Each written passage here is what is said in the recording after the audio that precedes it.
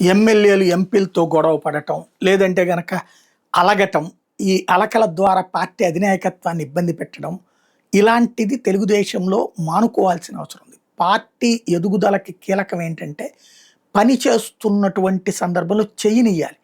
ప్రతి దానికి ఇంట్లో కూర్చుని సణిగేటటువంటి పాతకాలపు చేదస్తపు మనుషుల్లా చేయకూడదు. Let them do. మంచి చెడు అన్నటువంటిది ఆలోచించకుండా వేగ్గా చెయ్యరు బాబు కానీ లోకేష్ కానీ. చేయనియ్యాల పని. వాళ్ళు నానా తిప్పలు పడుతున్నారు. అటు పక్కన పవన్ కళ్యాణ్తో ర్యాపో, ఇటు బీజేపీతో ర్యాపో. ఇది ఈ బంధాన్ని చెడగొట్టడానికి మన పాత్ర లేకుండా చూసుకోవాల్సిన బాధ్యత కార్యకర్తలకు. తిలాపాపం తలాపిడికిడని ఓడిపోయిన రోజున దీనివల్ల ఓడిపోయాం, దానివల్ల ఓడిపోయాం అని చెప్పి ఇదివరకు చెప్పుకున్నాం 19లో. మళ్ళీ ఇప్పుడు అట్లాంటి చెప్పుకోకుండా ఉండాలంటే ఎవరికి వాళ్ళం, తెలుగుదేశంలో ఉన్నటువంటి కార్యకర్త అయినా, జనసేన కార్యకర్త అయినా ప్రజల పట్ల పాజిటివ్గా సంస్కారయుతంగా స్పందించాలి. అహంకారపూరితంగా లేదంటే కనుక ఆధిపత్య ధోరణితో మాట్లాడకూడదు. ఒక్కసారి పాత వాళ్ళని గుర్తుకు తెచ్చుకోండి.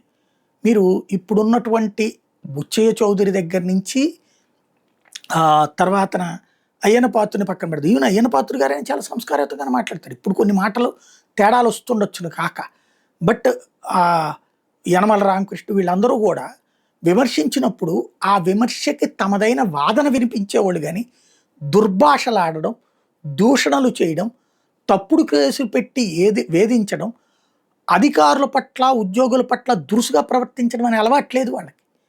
తెలుగుదేశం ఉందంటే అధికారులకు ఒక సంతోషం. ఒక బాధ ఏంటయ్యా అంటే రాత్రి పగలు టెలికాన్ఫరెన్స్లను చంద్రబాబు ఏడిపిస్తారన్న ఇది తప్ప, మిగతాది గౌరవంగా తమతో మాట్లాడతారు అన్నటువంటిది అది ఉద్యోగులకు ఉండేటటువంటి ఫీలింగ్. కాంగ్రెస్ కాస్త మాస్ పార్టీ అయ్యేటప్పటికి వాళ్ళు కొంత దురుసుగా ప్రవర్తించేవాళ్ళు. ఇప్పుడు ఆ విధానం పోయి నాటి కాంగ్రెస్ విధానం, నేటి వైఎస్ఆర్ కాంగ్రెస్ పార్టీ మొన్న ప్రవర్తించిన విధానం మనం పాటిస్తే అది పార్టీకి మంచిదా చెడ్డదా అన్నది ఆలోచించుకోవాల్సింది. బాబు గారు చెప్తోంది అదే.